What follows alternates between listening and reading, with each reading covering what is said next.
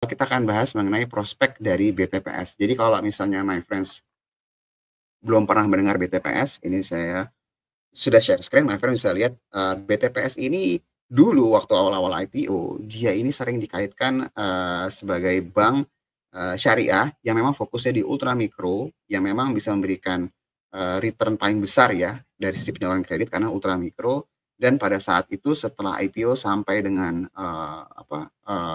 Covid, itu valuasi tergolong sangat premium my friends. Bahkan beberapa tahun lalu sebelum pas Covid atau sebelum Covid, sempat disamakan seperti BCA-nya syariah gitu ya, BCA yang untuk di syariah karena emang prudent, terus juga penyaluran kreditnya bagus, terus juga, return juga bagus dan valuasinya premium. Tapi setelah Covid, saham ini mengalami penurunan secara signifikan dan bahkan dibandingkan dengan bank-bank lain bisa bisa dikatakan salah satunya memang, agak susah atau agak lama butuh waktu lah untuk benar-benar bisa dia on-track lagi performance-nya. Jadi sebagai informasi buat my friends, di antara semua, segmentasi untuk kredit, ultra mikro itu yang paling lama pulihnya ya my friends, dan ini adalah fokusnya si BTPS ini sendiri. Nah, untuk si BTPS ini sendiri, ini adalah anaknya BTPN ya my friends, dan memang fokusnya di ultra mikro dan kalau my friends lihat, berdasarkan keterbukaan informasinya si BTPS ini, dia sudah tersedia hampir di seluruh, wilayah di Indonesia dan kalau misalnya my friends lihat berdasarkan informasi yang terakhir asetnya sebesar 22,2 triliun, ROE-nya 13,7, RL-nya 7,5% dan di sini kalau misalnya my friends perhatiin, tiket size-nya atau jumlah kredit yang diberikan sebesar 54% itu kurang dari 5 juta, di atas 5 juta sekitar 46%. Jadi seperti tadi saya bilang ya, ini memang tergolongnya ultra mikro. Jadi memang size kreditnya ini bukan seperti korporasi yang ratusan miliar, triliunan, ini justru malah yang sangat-sangat kecil sekali my friends. Dan di sini beberapa, hal yang menarik kalau my friends lihat maturity composition-nya, jatuh temponya tuh ada yang 1 tahun, ada 1 sampai 2 tahun, jadi memang nggak terlalu lama ya. Dan, customer-nya 90% ini adalah customer yang lama, jadi dia repeat customer. Nah, memang tadi seperti yang saya bilang, dia kena hit setelah Covid dan paling lama dia bangkitnya. Tapi kalau misalnya friends lihat dari keadaan terakhir, berangsur-angsur ini mulai sepenuhnya pulih. Jadi, saya bisa bilang bahwa ini adalah tipikal emiten yang punya potensi turnaround nih my friends, turnaround stories-nya ini cukup kuat nih.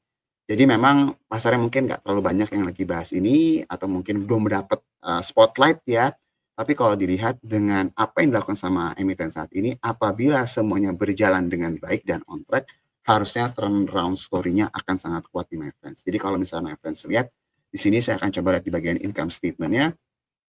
Sorry, saya akan kasih lihat dulu nih dari sisi, jumlah kredit yang diberikan ya my friends ya. Kalau misalnya my friends lihat emang kecenderungannya ini tendensi terus mengalami penurunan ya dibandingkan dengan tahun lalu. Dan di September kemarin juga angka terus mengalami penurunan. Tapi ini masih bisa kita toleransi karena emang lagi berangsur-angsur mulai pulih.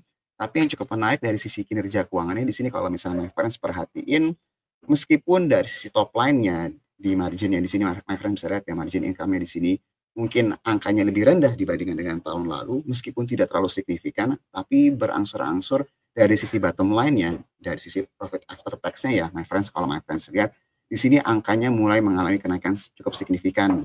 Tadinya mungkin sekitar bukan mungkin ya, angkanya tadinya Rp771 miliar di September 2024, angkanya sekarang sudah Rp945 miliar rupiah di September 2025.